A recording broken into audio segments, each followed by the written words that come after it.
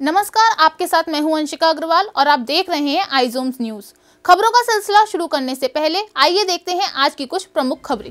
Serum institute ने बनाई स्वदेशी वैक्सीन, सर्विकल कैंसर के इलाज में होगी कारगर, मात्र 400 रुपए में पा सकेंगे निजात। बीबीसी डॉक्यूमेंट्री को लेकर जेएनयू और जामिया में हुआ विवाद, दो गुट आपस में भिड़े। टीम इंडिया ने 3-0 से न्यूजीलैंड को हराया, सीरीज पर किया कब्जा। भारत जोड़ो यात्रा पर देखें हमारी ये खास रिपोर्ट। इस यात्रा के दौरान राहुल गांधी एक बड़े नेता के रूप में उभरे हैं। एक ऐसा नेता जो लोगों से मिलता है, जो उनसे जुड़ने की कोशिश करता है, जो लोगों के बीच जाता है। यात्रा के दौरान वो कभी बच्चों के साथ क्रिकेट खेलते नजर आए, तो कभी लोगों को पकड़कर चलते नजर आए, कभी उंगली थामते नजर आए, तो कभी बुजुर्ग माँ को गले लगाते भी दिखे और साथ ही साथ सत्ताधारी पार्टी पर निशाना भी साधा। हमने लोकसभा में मैंने और सारे हमारे कांग्रेस पार्टी के एमपीज ने एक बार नहीं अनेक बार मुद्दे उठाने की कोशिश की, चाहे वो किसानों की बात हो, किसानों के कर्जे की माफ हो, कर्जा माफ करने की बात हो, काले कानूनों की बात हो, नोटबंदी, गलत जीएसटी, इन सब चीजों पर हमने लोकसभा राज्यसभा में आवाज उठाने की कोशिश की। बीते दिनों जो कांग्रेस जो जनता से कटती नजर आ रही थी और बड़े नेताओं के बीच जो अनबन नजर आ रही थी, उसे इस यात्रा ने खत्म भी किया है। साथ ही कार्यकर्ताओं में नया जोश भी भरा है। यात्रा में कांग्रेस में आत्मविश्वास को भी बढ़ाया है। राहुल ने कहा है कि यह यात्रा सिर्फ उनका भारत जोड़ने का प्रयास है, जिसे बीजेपी ने धर्म जाति के नाम पर तोड़ा है। पर इस यात्रा के बाद 2024 के चुनाव की तैयारी तेज हो गई है, क्योंकि यात्रा ने राहुल गांधी को एक मजबूत चेहरे के रूप में उभारा है। से राहुल गांधी जी ने ये यात्रा चालू करी है, भारतीय जनता पार्टी की सांसें नीचे नहीं आ रही हैं, क्योंकि उन्हें डर लग रहा है कि भैया 2024 में चुनाव आने वाला है और भारतीय जनता पार्टी का जैसा आक्रोश रैलियों में दिख रहा है भारत जोड़ो यात्रा के, हर दिन प्रतिदिन उनकी लोगों की संख्या बढ़ती जा रही है, तो ये साफ है 2024 में नरेंद्र मोदी की तानाशाही सरकार को राहुल गांधी जी अकेले उखाड़ फेंकने की क्षमता रखते हैं और उखाड़ फेंक के दिखा देंगे जब 2024 में पूरे तरीके से राहुल गांधी जी प्रधानमंत्री बनेंगे, कांग्रेस की सरकार बनेगी। हमारे संवाददाता ने युवा कांग्रेस के प्रवक्ता मयंक शर्मा से भारत जोड़ो यात्रा को लेकर बात की। भारत जोड़ो यात्रा पर क्या है उनकी राय, देखिए इस खास रिपोर्ट में। सर, जो भारत जोड़ो यात्रा है, इसको लेकर तमाम जो कयास विपक्षी पार्टी के द्वारा लगाए गए हैं कि ये भारत जोड़ो यात्रा नहीं भारत तोड़ो यात्रा है, तो इस पे आप क्या कहना चाहेंगे? जी, जब भारत को जोड़ने की बात हुई है, भारतीय जनता पार्टी ने उस भारत को हिंदू मुसलमान को तोड़ने की बात कही गई है और ये देश बहुत अच्छे से जानता है कि कौन तोड़ता है इस देश को। फूट डालो राज करो, ये अंग्रेजों का पहले नारा था और आज भारतीय जनता पार्टी का नारा है। देश की राजनीति की जो हवा है वो बदल रही है।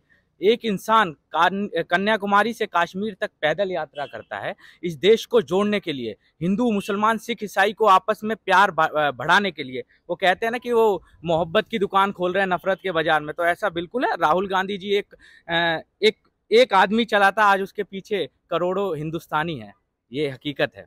अगर हम बीजेपी की बात करें तो वो कहती है कि मोहब्बत की दुकान में राहुल गांधी नफरत की जो दुकान है वो खोल रहे हैं।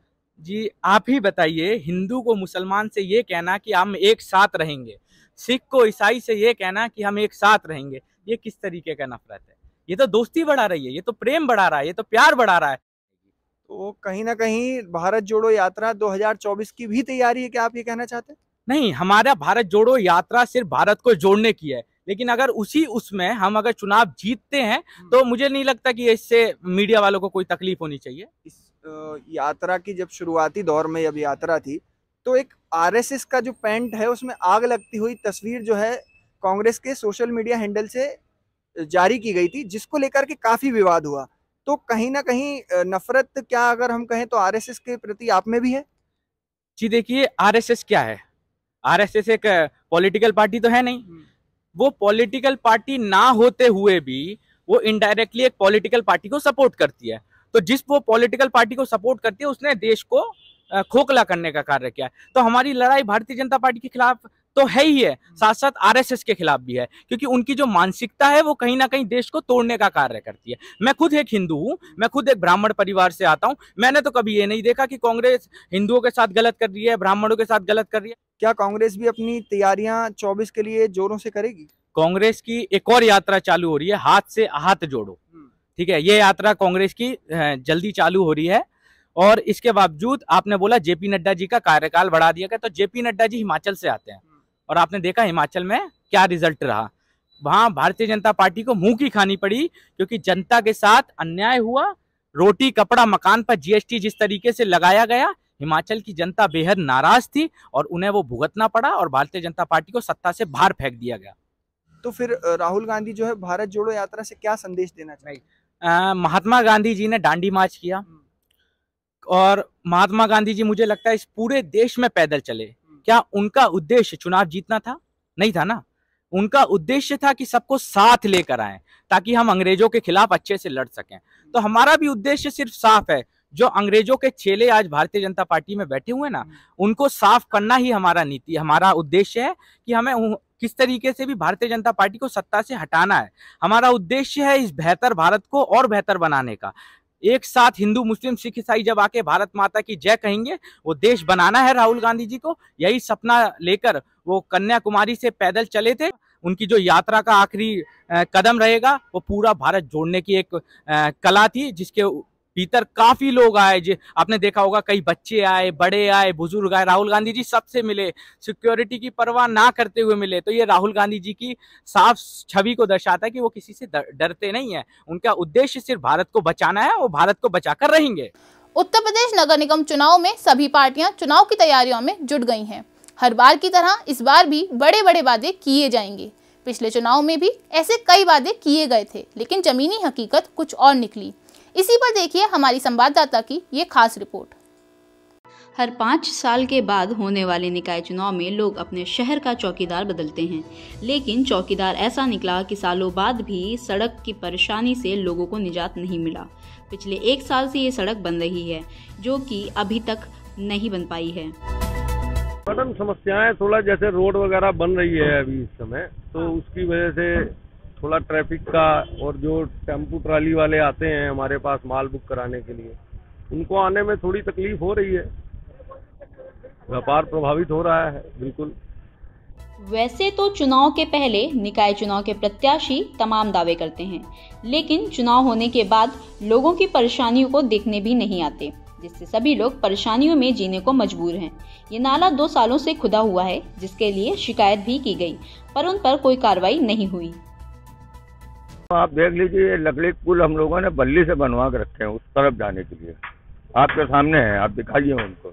ये 2.5-3 साल हो गए, ये लगभग तोड़ गए, आज तक बनाया नहीं इन्होंने, आज भी नहीं बनाया। तो हमारी ये आपसे रिक्वेस्ट है, ये दरखास्त समझिए, इसको बनवा दीजिए, कंप्लीट करा दीजिए मैडम। नगर निगम चुनाव आ रहे हैं, सड़कें तो बन रही हैं, नालियों पे कब ध्यान देगी सरकार? कब इनका समाधान होगा? लोग इसमें गिरते हैं, उनको काफी समस्याएं होती हैं। अब देखने वाली बात है, सड़कों के साथ नालियों का समाधान भी हो पाएगा या नहीं हो पाएगा। कैमरा पर्सन आंचल के साथ श्वेता मिश्रा, आइसम। चुनाव की तैयारियों के बीच हमारी संवाददाता ने हालात का जायजा लिया। आइए देखते हैं क्या है लोगों की राय। आज हम आ चुके हैं कानपुर के ट्रांसपोर्ट नगर में, जहां पे आप देख सकते हैं कि नगर निगम चुनाव की तैयारियां जोरों शोरों से चालू है। यहाँ वैसे तो सड़क पिछले 1 साल से बन रही है, लेकिन देखने वाली बात ये होगी कि चुनाव होने तक भी ये सड़क बन पाती है या नहीं। आइए जानते हैं यहाँ के लोकल्स को क्या क्या समस्याएं होती हैं और उनको क्या क्या यहाँ पे दिक्कतों का सामना करना पड़ता है। को दिक्कतें तो होंगी सड़क बनने के अनुसार। सर्वप्रथम सरकार बधाई की पात्र है, 15 साल बाद सड़क बन रही है ये, और अच्छे मानकों के अनुसार अनुरूप बन रही है। और समस्याओं में तो सबसे बड़ी बीमारी धूल की है, जिससे स्वास्थ्य संबंधी समस्याएं पैदा हो रही हैं। और स्वास्थ्य के अलावा जो यहाँ पर एक्सीडेंट होने का डर होता है, गाड़ी आगे कराने से, पीछे कराने से, टाइम लगने से, इससे सबसे बड़ी संकट खड़ा हुआ है। गाड़ियाँ खड़ी हुई हैं, गाड़ियों की किस्तें नहीं जमा हो पा रही हैं, भाड़ा नहीं मिल पा रहा है। ये सबसे बड़ी समस्या है ट्रांसपोर्ट नगर की। और इसमें ट्रैफिक जैम जो है प्रॉब्लम आ रही है, और हम लोग को गाड़ी लगाने में प्रॉब्लम आती है, रिक्शा ट्रॉली वाले आने में दिक्कत होती है, माल उतरवाने में प्रॉब्लम आती है। कहीं जब कंप्लीट हो जाएगी तब कुछ निजात हम लोग को मिल सकता है। अब वक्त हो चला है एक छोटे से ब्रेक का। ब्रेक के बाद खबरों का सिलसिला जारी रहेगा। देखते रहिए आइजोम्स न्यूज। आखिर ये आपके सपने ही तो है जो कभी हौसला खोने नहीं देते। Mass communication, fine arts, anchoring, reporting, film making, photography, theatre, UGC approved courses के लिए ज्वाइन करें आइजोम्स और करें अपने सपनों को साकार, क्योंकि आपके सपने हैं आइजोम्स के सपने। Your dreams become our dreams. Break के बाद एक बार फिर स्वागत है आपका आइजोम्स न्यूज में। दिल्ली के जंतर मंतर पर छत्तीसगढ़ की कुछ क्रिश्चियन आदिवासी महिलाओं ने 21 जनवरी को विरोध प्रदर्शन किया। विरोध का कारण छत्तीसगढ़ में क्रिश्चियन आदिवासी महिलाओं पर हो रहे हमले हैं। देखिए क्या है पूरा मामला हमारी इस खास रिपोर्ट में।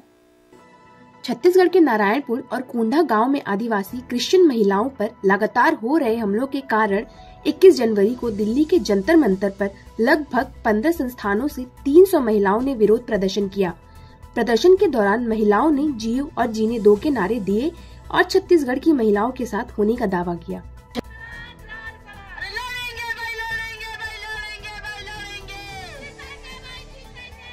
छुटकारा केवल और केवल जन आंदोलन है और उन जन आंदोलनों के लिए सारी जनता को सड़कों पर आना पड़ेगा।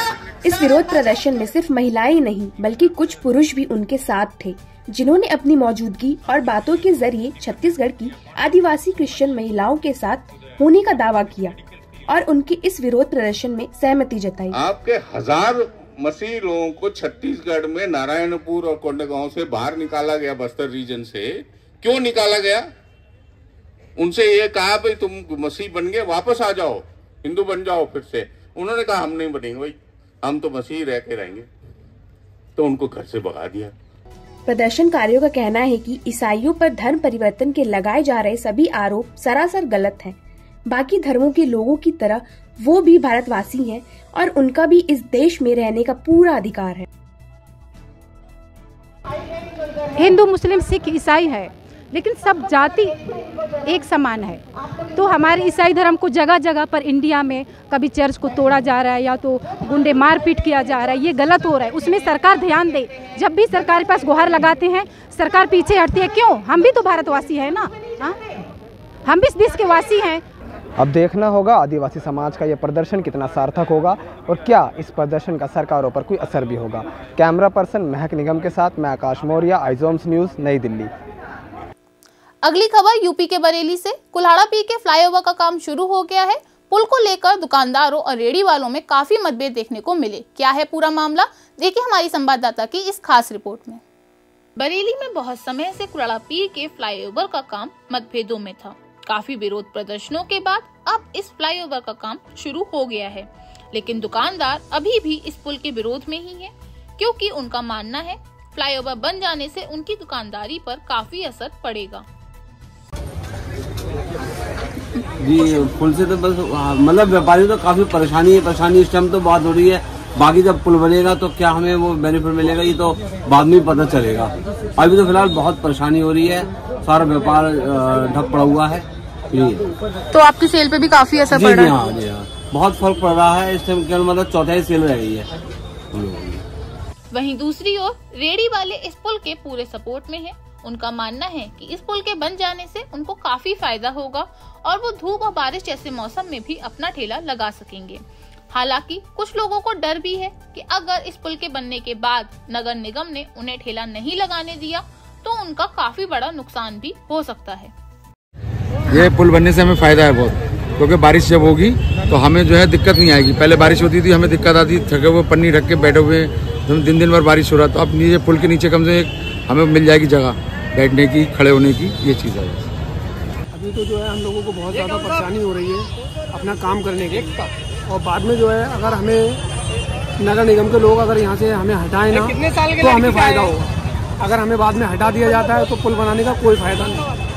तो जैसा कि आप लोगों ने देखा, जो दुकानदार हैं वो अभी भी इस पुल के विरोध में है और उनका मानना है कि अगर ये पुल बन जाता है तो उनकी दुकानदारी पर काफी ज्यादा असर पड़ेगा। वहीं दूसरी ओर जो ठेले वाले हैं वो इस पुल के सपोर्ट में है और उनका कहना है कि अगर ये पुल बन जाता है तो बारिश जैसे मौसम में भी अपना ठेला लगा सकेंगे और उन्हें बहुत ज्यादा दिक्कतों का सामना नहीं करना पड़ेगा। कैमरा पर्सन आंचल के साथ अंशिका अग्रवाल, आइजोम्स न्यूज। आइजोम्स न्यूज में आज के लिए इतना ही। देश और दुनिया की बड़ी खबरों के लिए देखते रहिए आइजोम्स न्यूज। तब तक के लिए नमस्कार।